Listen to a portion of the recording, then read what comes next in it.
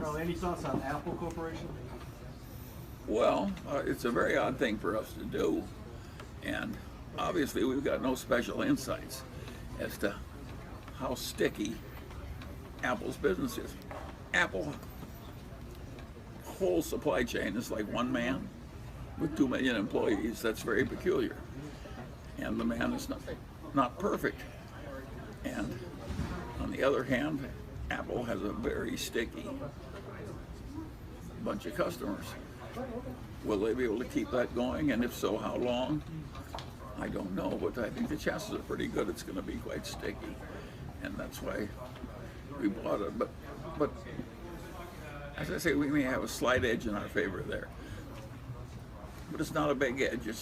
We're doing that because we don't find the stuff we used to find where we knew we couldn't lose. Apple, we've merely got what we think is a little edge.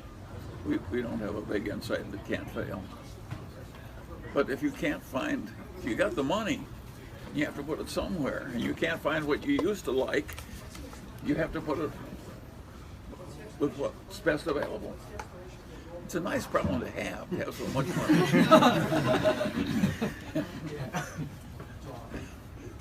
We shouldn't really be complaining about it. It got harder. The reason it got harder is we got so much money. When we bought that Coca-Cola, it was 1 million shares. It took us 8 months to buy 1 million shares of Coke. We were buying like half the full trading every day.